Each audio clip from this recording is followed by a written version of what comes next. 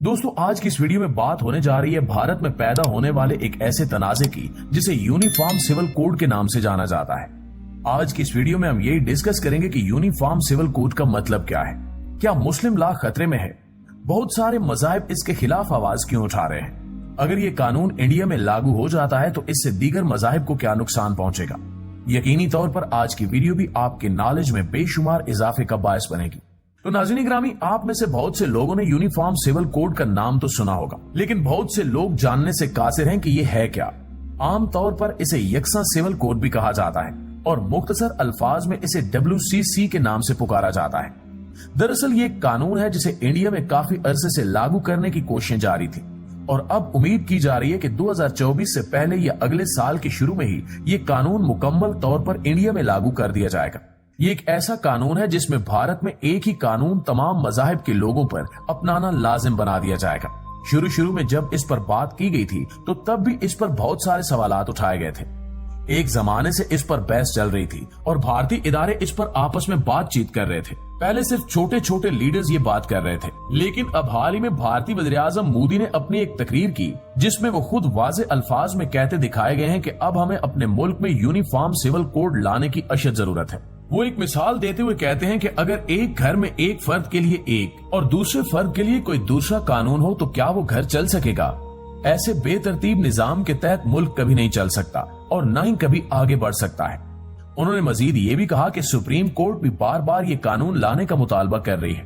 प्यारे दोस्तों, इनकी इस तकरीर से एक बात तो वाज़ेह हो चुकी है कि इन्होंने अपने दिमाग में ये कानून लाने का पक्का इरादा कर लिया है। इनके दिमाग में WCC का एक पूरा नक्शा तैयार हो चुका है।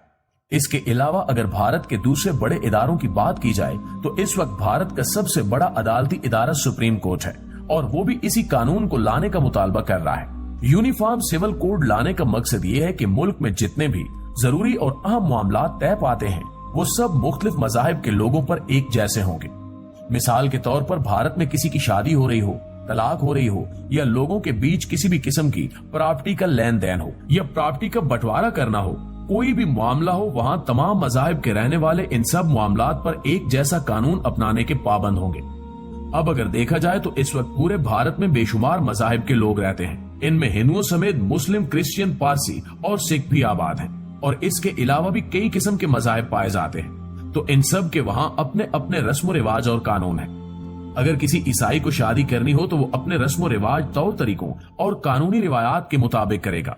इसी तरह अगर किसी मुसलमान को शादी करना हो तो इसके मजहब के अपने अपने तौर तरीके, रस्म रिवाज और कानूनी रिवायात होंगी। मतलब ये हुआ कि हर फर्द के मजहब का हर काम में अपना तरीकेकार है। कोई किसी दूसरे मजहब के मुताबिक रसूमात अदा करना पसंद नहीं करता और न ही उसे इसका मजहब इस बात की इजाजत देता है। भारत में रहने वाला हर शख्स अपने अपने मजहब को काफी ज्यादा इज्जत और एहतराम की निगाह से देखता है। अगर यहाँ आपको एक और मिसाल दी जाए कि इंडिया में अगर कोई मुस्लिम शख्स रहते हुए शादी करता है तो जाहिर सी बात है वो मुसलमानों के तौर तरीकों के मुताबिक ही शादी की तमाम तरह रसूमात पर अमल करेगा। किसी और के मजहब के मुताबिक रसूमात अदा करना सरासर उसके मजहब के खिलाफ होगा। लेकिन अब यहाँ भारत ने ठान ली है कि यकसा सिविल कोड कानून लागू किया जाए और उसमें जो कानून होंगे भारत में रहने वाला हर फर्द उस कानून की पासदारी करेगा, फिर चाहे वो किसी भी मजहब से क्यों ना हो। लेकिन अब आप यहाँ भारत की सियासत को भी देखिए। आर्टिकल 44 के तहत कॉन्स्टिट्यूशन ऑफ इंडिया इस नए लागू होने वाले कानून के बारे में क्या कहता है। वो कहता है कि वैसे तो यूनिफॉर्म सिविल कोड पूरे इंडिया पर लागू होगा, लेकिन इंडिया का हर स्टेट उसकी अपनी मर्जी के हिसाब से UCC को मुहर्रक कर सकता है।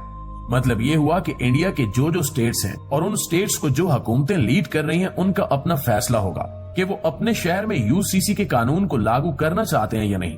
और इस चीज को लेकर भी काफी अरसे से बहस चल रही है कि वो अपने शहरों में इसे लागू करेंगे या नहीं। नाज़रीन ग्रामी, इसके अलावा अगर हम हिंदू पर्सनल लॉ की बात करें तो इनके लॉ पुरानी किताबों से लिए गए हैं। हिंदू मैरिज एक्ट 1995 के तहत शादी और तलाक के कानून कंट्रोल करता है। इसके अलावा हिंदू प्रॉपर्टी एक्ट 1956 के तहत जायदाद का लेन देन और बंटवारे के बारे में तमाम तर चीजें कंट्रोल की जाती हैं। जबकि हिंदू पर्सनल लॉ में यह भी बताया जाता है कि प्रॉपर्टी में खवातीन को उनके वालिदैन की जानिब से बराबर का हक मिलना चाहिए। इसी तरह अगर बात की जाए मुस्लिम पर्सनल लॉ की तो इसमें हमें ये पढ़ने को मिलता है कि इंडिया में तमाम तर मुस्लिम शरिया लॉ के मुताबिक कानून पर अमल पैरा होते हैं। मुस्लिम पर्सनल लॉ एक्ट 1937 के तहत ये बताता है कि कैसे मुसलमानों को शरिया लॉ को फॉलो करना चाहिए। इस तरह इस एक्ट में मुसलमानों के पर्सनल लॉ के मुताबिक शादी, तलाक और प्रॉपर्टी के असूलों को फॉलो किया जाता है। इसी तरह पारसी, क्रिश्चियन, सिख और यहूदी मजहब के जो लोग हैं, इनके लिए इंडियन सेक्शन एक्ट 1925 के मुताबिक बताए गए असूलों को फॉलो किया जाता है। इस एक्ट में क्रिश्चियन औरतों को जायदाद में पहले से ही कुछ शेयर दे दिया जाता है। इसी तरह पारसी बेवा औरतों को भी इनके बच्चों के सामने जायदाद का कुछ हिस्सा दे दिया जाता है। लिहाजा इस तरह हर किसी का एक अपना पर्सनल लॉ है।